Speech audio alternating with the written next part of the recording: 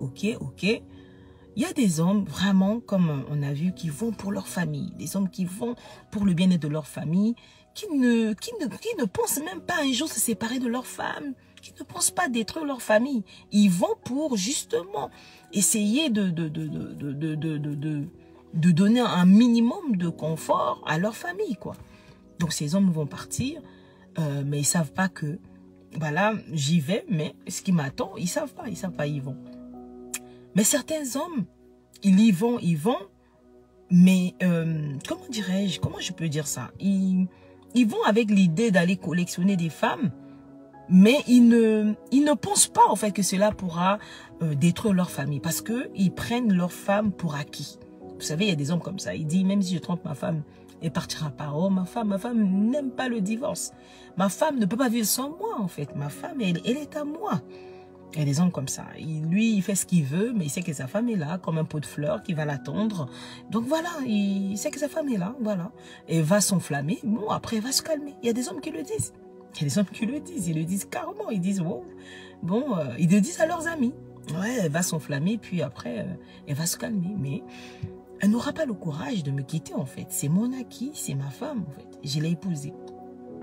Comme me disait quelqu'un il y a quelques jours qui m'a dit, il y a une femme apparemment au Congo-Brazzaville qui est en train de rappeler aux femmes leurs droits et les hommes sont en colère, les hommes ils sont étonnés, les hommes disent attends c'est ma femme quoi, je l'ai épousée.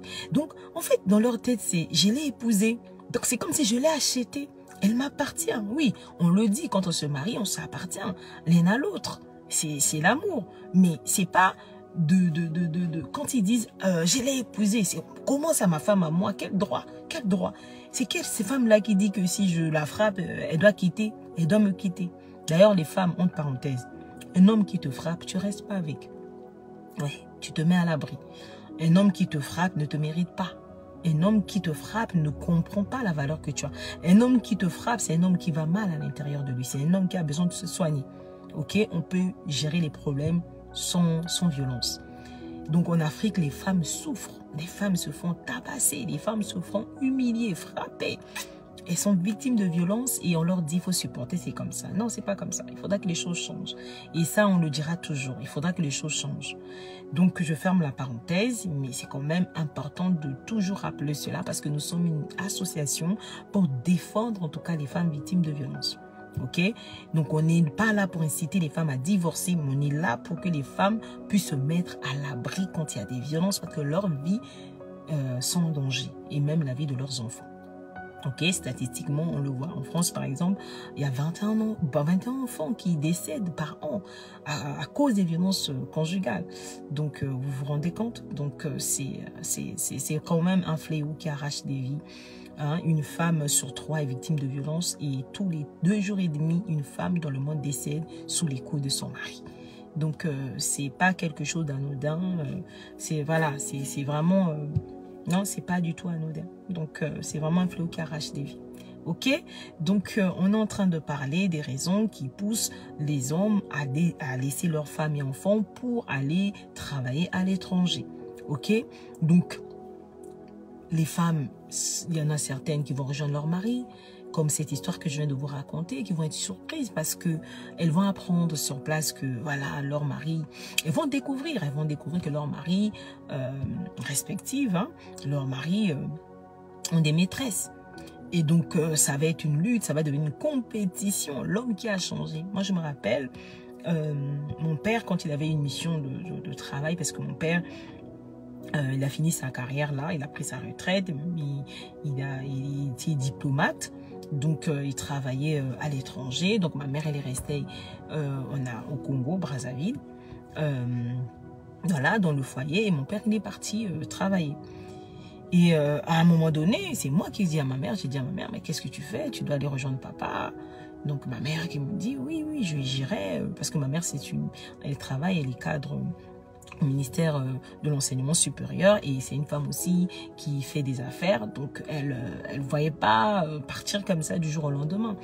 Donc ils avaient mis leur arrangement, ils avaient pris en fait, ils avaient mis leur projet en place, et mon père, il était parti. Donc depuis, mon père, il est resté, je pense, une année seul, sans ma mère, sans personne, quoi, au Rwanda, à Kigali. Et c'est moi qui ai dit à ma mère, maman, il faut aller rejoindre papa, quoi. Et bon, tu voyais, c'est quand même un couple, c'est ma mère et moi, c'est mon père, quand même, ils sont âgés. Voilà, mais quand même, ça n'empêche pas, quoi. Ça n'empêche pas que, comme on le dit souvent, il n'est pas bon que l'homme soit seul. Donc voilà. Donc, je ne vais pas rentrer dans les détails, mais est-il que nous devons prendre nos responsabilités en tant que femmes. Je dis tout le temps que vous êtes des femmes de valeur. Je sais qu'il y a des hommes qui, quand ils prennent des décisions, ils n'en ont rien à faire de la vie de leur femme. Parce que ça aussi, c'est quelque chose que j'ai eu à constater. Souvent, je disais aux femmes de mon entourage, mais pourquoi tu as accepté que ton mari aille? Elle disait, je ne veux pas. Je lui ai dit que je ne voulais pas, mais quand il a une idée, il fonce. Donc, pour dire que il ne tient pas compte de mon opinion, il ne tient pas compte de mes désirs, il ne tient pas compte de mes besoins. Quand il a une idée en tête, il fonce. Donc, vous vous rendez compte, on vit ensemble parce que on vit ensemble, parce que on va quelque part.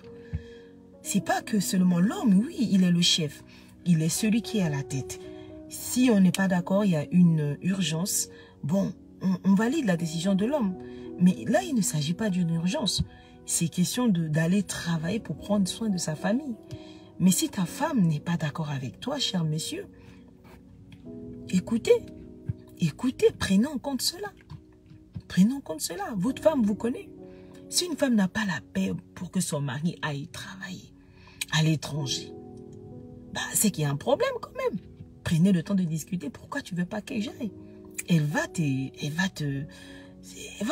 te donner ses raisons et tu dois prendre ses raisons en compte. En tant que leader, en tant que chef de famille, tu ne peux pas vivre en couple. En fait, c'est vraiment les Africains.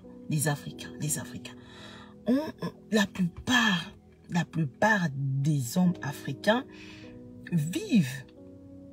Ils sont mariés, mais c'est comme s'ils sont célibataires. En fait, c'est pas comme ça. C'est pas comme ça. On le voit même dans des entreprises. Tu es directeur général, tu es PDG, président, directeur général. Mais tu tiens quand même compte de tes collaborateurs. Tu tiens compte de tes collaborateurs. Des opinions, de ce que pensent les autres. Mais dans des foyers, là où c'est la première institution, le mariage, là où après toi-même, c'est ta femme. Mais tu ne tiens même pas en compte cela. Les femmes souffrent. Combien de femmes sont d'accord pour que leur mari aille travailler à l'étranger? Par exemple, rentrer en Afrique. Parce que c'est vraiment de ça qu'il s'agit. On ne parle pas d'un homme qui vit en France, qui va travailler en Allemagne, qui va travailler en Belgique, qui va travailler, je ne sais pas moi, aux États-Unis. On parle des hommes qui vivent normalement en Europe, mais qui vont travailler en Afrique, qui laissent leurs femmes pendant plusieurs mois, pendant plusieurs années. Il y en a des femmes, depuis que le mari est parti, ça fait 3 ans, elle n'a jamais revu son mari. Parce que c'est même pas d'actualité. Le gars, il est là-bas. Et même pour joindre son mari, c'est tout un problème. Il n'y a même plus mariage. Il n'y a même pas... On n'a jamais été un couple. Un couple, c'est 2 personnes qui s'unissent pour un but, qui voient les choses de la même manière. Mais c'est pas que chacun fait ce qu'il veut. Et surtout ces hommes-là qui font ce qu'ils veulent, mais leur femme ne doit pas faire ce qu'elle veut. C'est là on parle d'esclavage en fait. On vit ensemble et tu dois tenir, tu dois prendre en considération les propos de ta femme. Tu dois satisfaire ta femme, tu dois prendre en considération ses besoins, tu dois satisfaire ta femme. Donc, ils vont sur place, ils vont dans ces pays, dans nos pays qu'on aime bien. Mais chaque pays a sa culture. Quand tu arrives dans des pays de l'Afrique centrale, vous allez voir une culture de débauche. Les hommes sont dans cette vie de débauche. Des hommes, un homme normal ne peut pas avoir, selon eux, une seule femme. Il faut avoir plusieurs femmes. Ils aiment la polygamie. Aussi, je sais que c'est toute l'Afrique, hein. Afrique de l'Ouest. Mais là, je parle quand même de quelque chose que je vois tous les jours. Quand je dis tous les jours, hein, je ne suis pas en Afrique, mais on a des femmes qui viennent nous voir. Des femmes qui nous parlent, on nous voit dans notre entourage. Tu es un homme fidèle à ta femme, tu arrives dans ce pays où c'est la vie de débauche. C'est la polygamie qui prime. Donc les hommes, ils ont plusieurs femmes. On collectionne des femmes. Et les hommes se vantent de ça. On est vraiment arrivé dans ces derniers temps où on appelle ce qui est mal bien et ce qui est bien mal. Donc j'ai vu des hommes de mon entourage, j'ai vu des hommes sérieux qui sont devenus des hommes frivoles. L'environnement, le système de pensée des habitants. Donc des hommes comme ça qui sont allés pas pour aller détruire leur famille, qui sont allés pour justement pour répondre aux besoins de leur famille et qui tombent dans des filets comme ça. Ils n'arrivent plus à courir. Ils embrassent cette culture, cette mauvaise culture. Leurs collègues, leurs patrons, ils ont plusieurs maîtresses. Ils ont plusieurs relations avec plusieurs femmes, des jeunes femmes. Comme cette histoire où je vous racontais tout à l'heure, dans la première partie de notre émission, c'était une jeune femme. Une jeune femme. Donc, c'est ça. Ils commencent des relations avec ces femmes-là. Ils vont plus s'occuper de ces femmes-là, alors que leur motivation, c'était d'aller en Afrique, d'aller occuper ces postes-là pour répondre aux besoins de leur famille. Il y en a qui ne s'occupent même pas de leur famille. Là-bas, ils occupent des bonnes fonctions, des bons postes, mais ils ne s'occupent pas de leur famille ici. Il y a des femmes comme ça qui viennent nous voir, qui nous disent ça. Depuis qu'il est parti, il est pourtant parti pour s'occuper de nous, pour prendre soin de notre famille. Mais depuis qu'il est parti, il n'en voit rien. Donc il y a des femmes qui souffrent. Pour jeune ton mari, c'est un problème. Pour qu'il s'occupe de vous, il ne s'occupe pas de vous. Tu apprends qu'il a des maîtresses, jusqu'à aller avoir des enfants illégitimes, jusqu'à même aller officialiser ces relations. Des femmes souffrent. Ici en Europe, des femmes souffrent. Moi, je me rappelle à l'époque, lorsque on avait une année de mariage avec mon mari, il va avoir une proposition de travail en Afrique. Là, tout le monde me dit, Nazen, il ne faut pas accepter. C'est des femmes qui souffrent à cause de cela. Des femmes qui souffrent. Des femmes qui ont de l'expérience, qui ont vécu de mauvaises expériences, qui ont perdu leur mari.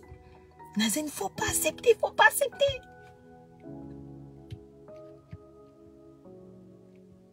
Heureusement, moi, j'ai un homme qui m'écoute. Mais bon, celles qui n'ont pas un homme, qui peut écouter, qui peut comprendre que la famille passe avant.